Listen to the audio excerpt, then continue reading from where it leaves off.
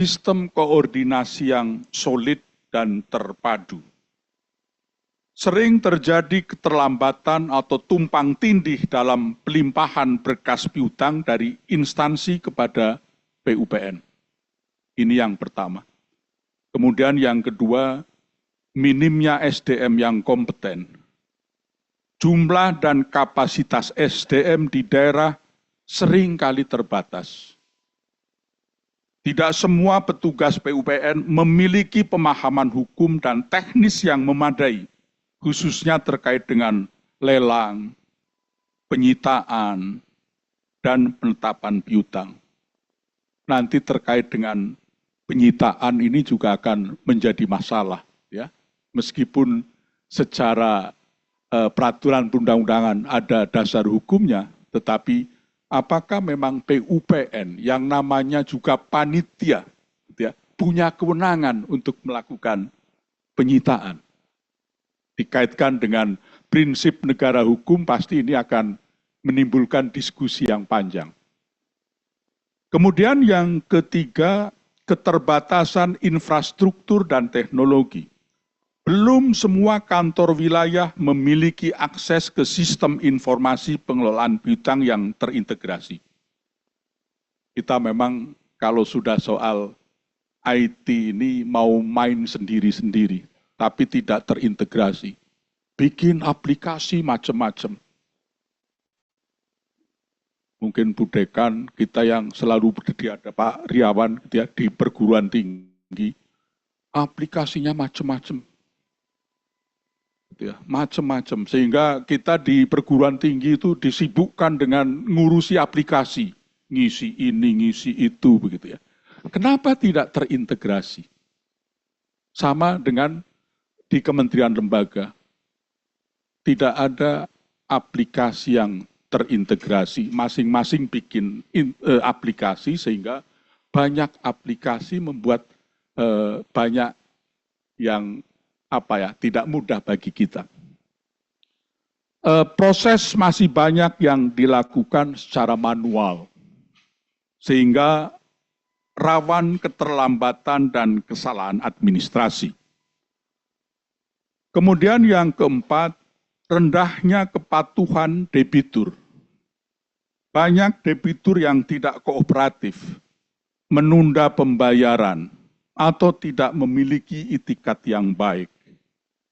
Kemudian kelemahan dalam upaya penegakan hukum terhadap debitur nakal membuat piutang semakin menumpuk. Yang kelima, tidak optimalnya mekanisme pemantauan dan evaluasi. Kurangnya sistem pemantauan yang dapat secara real time mengevaluasi status piutang dan kinerja penagihan. Kemudian belum adanya standar kinerja nasional yang baku untuk mengukur efektivitas PUPN. Yang keenam, proses hukum yang lamban dan rumit. Ini hampir terjadi di mana-mana. Penyelesaian piutang melalui jalur hukum sering memakan waktu lama dan mahal, hingga akhirnya sering muncul ada debt collector, itu lebih mudah ya dibandingkan dengan menagih melalui jalur-jalur yang benar. Ya. Kemudian tidak semua proses penetapan dan pelelangan aset berjalan lancar karena kendala hukum atau perlawanan dari debitur. Selanjutnya Bapak dan Ibu, saya kira perlu ada reformasi untuk PUPN. Kelemahan-kelemahan di atas menunjukkan perlunya reformasi sistemik dan penguatan kelembagaan, juga regulasi, ya, agar PUPN mampu menjadi alat negara yang efektif dalam menagih dan menyelesaikan piutang negara.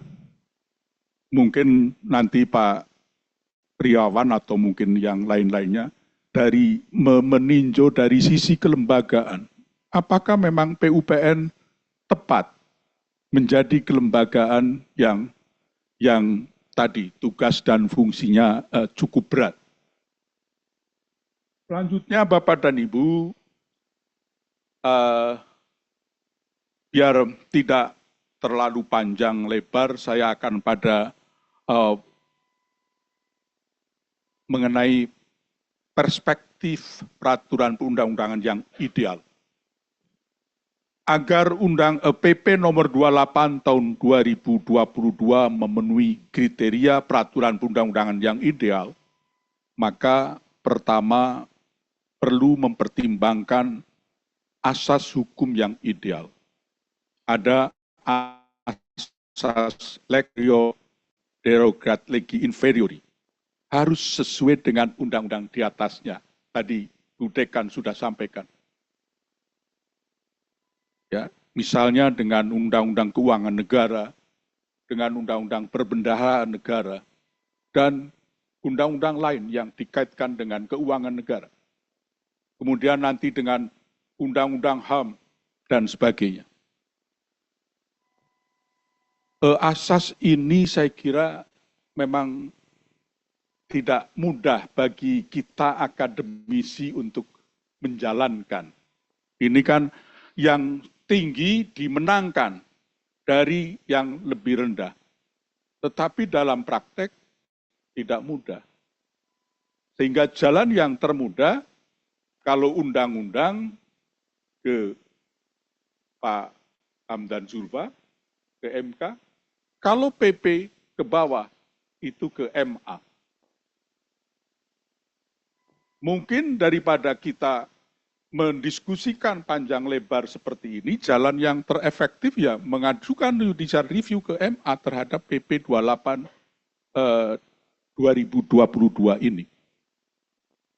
Kemudian yang berikutnya adalah asas keadilan dan proporsionalitas. Tidak hanya menekan debitur, tetapi juga memberi hak untuk keberatan dan banding. Kemudian yang berikutnya adalah asas efisiensi dan efektivitas. Menjamin prosedur penagihan berlangsung cepat, ringkas, dan berbiaya rendah. Ini tampaknya agak susah kalau sudah berbiaya rendah itu menjadi tidak mudah untuk dijalankan. Kemudian yang perlu dipertimbangkan yang lain adalah harmonisasi peraturan perundang-undangan. Perlu diharmoniskan dengan berbagai peraturan perundang-undangan. Tadi terutama undang-undang tentang keuangan negara, undang-undang tentang perbendaharaan negara, kemudian juga undang-undang yang mengatur mengenai piutang negara itu, panitia urusan piutang negara. Kalau kita bicara harmonisasi, Bapak dan Ibu, Pak Wid pasti mengalami, tidak mudah.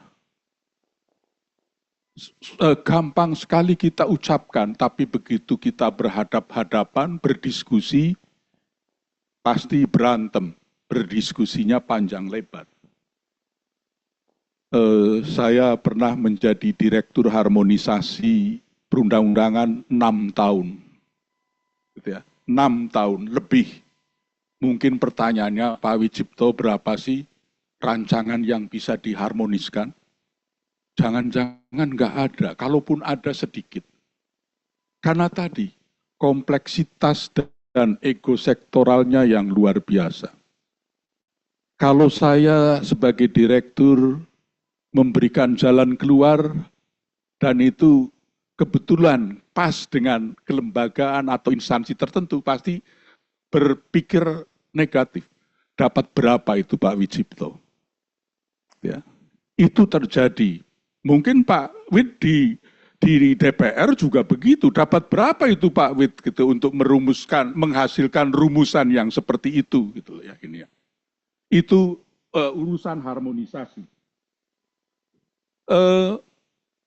Perlu menyatu dalam sistem regulasi piutang negara secara nasional, termasuk dengan regulasi OJK dan perbankan jika debitur itu berasal dari BUMN atau mitra usaha negara.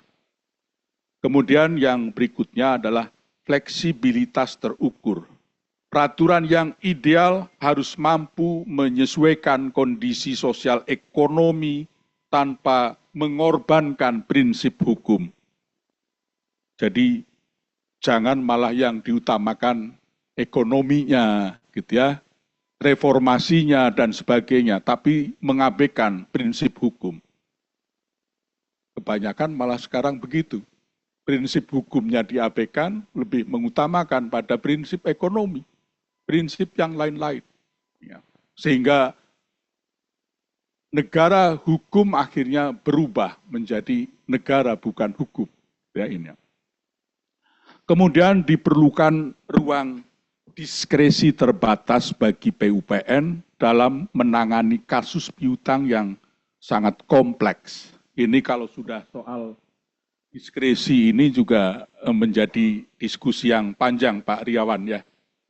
Apakah memang PUPN itu punya kewenangan diskresi atau bukan, gitu ya ini. Kemudian selanjutnya, ya, kelambatan utama penerapan PP 28 tahun 2022. Yang pertama, kurangnya pemahaman dan dari instansi terkait. Tadi sudah saya katakan, keterbatasan SDM. Ya, ini tentu tidak mudah. Belum optimalnya koordinasi antar lembaga. Lemahnya kepatuhan debitur. Ini menjadi problem utama. Kemudian juga belum adanya sistem pemantauan terpadu. Kemudian ketiadaan sanksi yang tegas bagi instansi pelimpah. PP ini belum mengatur sanksi administratif bagi instansi yang lalai dalam mengelola atau melimpahkan piutang. Akibatnya terjadi pembiaran piutang negara menumpuk tanpa upaya penyelesaian konkret. Kemudian proses hukum dan lelang yang menurut saya sangat rumit. Proses penyitaan dan lelang atas aset jaminan masih berbelit, memakan waktu lama, serta sering menghadapi perlawanan hukum dari debitur. Kemudian juga tidak adanya mekanisme mediasi atau negosiasi. Padahal menurut saya mekanisme mediasi atau negosiasi mungkin jalan yang efektif bagi para pihak, ya, ketimbang kita melalui proses litigasi. Bapak Ibu, kalau kita melalui proses litigasi, pasti capek pikiran, uang yang dikeluarkan banyak, dan sebagainya. Dibandingkan kalau prosesnya melalui proses mediasi atau negosiasi. Tapi sekarang juga kalau mediasinya, negosiasinya menggunakan lawyer, ya belum tentu lebih murah, begitu ya. Ini ya. Sama saja akhirnya jatuhnya. Kemudian Bapak dan Ibu, saya kira terkait dengan ini perlu ada reformasi pengurusan piutang negara. Yang pertama, Bapak dan Ibu, tentu perlu ada reformasi regulasi. Ada revisi atau penyempurnaan PP 28 tahun 2022. Padahal kalau dilihat dari usianya, baru berapa tahun? 2 atau 3 tahun. Ya, PP 28 2022 itu. Ini mungkin kenapa cepat ada masalah-masalah karena memang pembahasannya tidak cukup cermat, cukup berhati-hati, atau mungkin di proses tadi harmonisasinya kurang baik dan sebagainya. Kemudian yang kedua, penguatan kelembagaan. Penataan ulang struktur organisasi PUPN baik di pusat maupun di daerah agar lebih responsif dan fungsional. Mungkin nomenklaturnya barangkali juga dipikirkan, jangan panitia begitu ya. Kalau panitia itu tidak tidak permanen begitu ya, tapi perlu ada lembaga yang sifatnya permanen dengan panitia, kewenangan dan fungsinya sangat terbatas. Kemudian digitalisasi proses pengurusan piutang. Tentu peningkatan kapasitas SDM. Ya, ini menurut saya perlu. Penguatan koordinasi dan kolaborasi. Kemudian juga edukasi dan sosialisasi. Nah, kemudian ada monitoring, evaluasi secara berkala, dan yang terakhir mungkin reformasi secara menyeluruh. Nah, Bapak dan Ibu, saya ingin mencoba memberikan semacam jalan gitu ya, apa saja sih gitu ya yang bertentangan gitu ya. Yang ini, yang bagian terakhir di slide 22. Potensi disharmoni atau pertentangan. Yang pertama terhadap Undang-Undang Nomor 1 2004 tentang Perbendaharaan Negara. Undang-Undang Perbendaharaan Negara itu menegaskan kewenangan Menteri Keuangan dalam pengelolaan piutang negara, namun PP memberi peran luas kepada PUPN sebagai panitia lintas lembaga. Ini potensi untuk konflik kewenangan sangat besar. Kemudian jika tanpa pembatasan atau kontrol administratif yang jelas, ada potensi pelimpahan wewenang berlebihan ke PUPN. Kemudian juga terhadap Undang-Undang Nomor 30 Tahun 2014 tentang administrasi pemerintahan. PP ini memberi kewenangan kepada PUPN untuk menyita dan melelang aset debitur. Padahal prinsip-prinsip dalam Undang-Undang Administrasi Pemerintahan menekankan asas kehati-hatian dan keadilan administratif. Jika tidak ada mekanisme keberatan dan pengawasan yang transparan, ya, ini juga bisa menimbulkan ada bertentangan dengan asas due process. Ya. Kemudian terhadap hak konstitusional warga negara. Kewenangan PUPN melakukan penyitaan dan pelelangan dapat memicu potensi pelanggaran hak milik jika prosedurnya tidak mematuhi prinsip-prinsip hukum secara adil. Ini berisiko bertentangan dengan pasal 28H ayat 4 Undang-Undang Dasar 45 tentang perlindungan atas hak milik pribadi. Dan akhirnya sebagai kesimpulan Bapak dan Ibu, PP nomor 28 tahun 2022 secara umum memang tidak bertentangan langsung dengan undang-undang yang lebih tinggi, namun berpotensi menimbulkan disharmoni jika tidak diatur secara hati-hati dalam pelaksanaan teknisnya, terutama terkait dengan kewenangan penyitaan, hak debitur, dan batas peran kelembagaan. Ini Bapak dan Ibu sebagai pemicu diskusi, gitu ya, mudah-mudahan nanti dari narasumber yang lain akan lebih melengkapi ini ya. Yang paling ini mungkin Bapak dan Ibu kita pertimbangkan betul bahwa kalau kita melihat pada pasal 5 Undang-Undang Dasar 45 menentukan PP untuk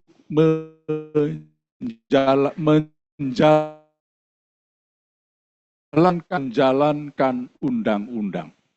Tadi kalau dikaitkan dengan undang-undangnya undang-undang lama, ya, apakah menjalankan itu bisa ada delegasian secara tegas atau delegasian yang tidak tegas?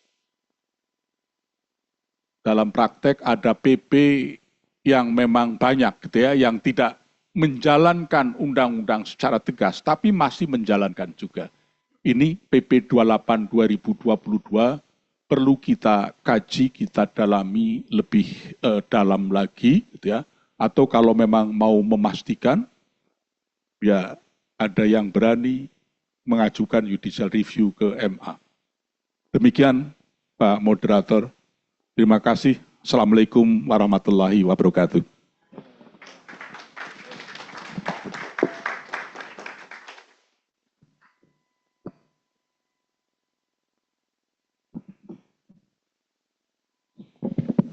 Baik, terima kasih Prof ya atas penjelasannya dan kemudian materinya. Dan memang kalau kita lihat ya PP 28 tahun 2022 ini sesungguhnya banyak sisi Prof yang kemudian bisa kita gali ya. Tidak hanya bagaimana kaitannya dengan disharmoni, tapi ada beberapa substansi sesungguhnya ya kalau kita gali lebih dalam dari PP itu yang kemudian bukan hanya berpotensi dan memang bertentangan gitu loh dengan peraturan perundang-undangan. Seperti misalkan kalau kita lihat ada di pasal 7 itu ya, pasal 7 PP itu ada ketentuan mengenai surat paksa badan ya kan.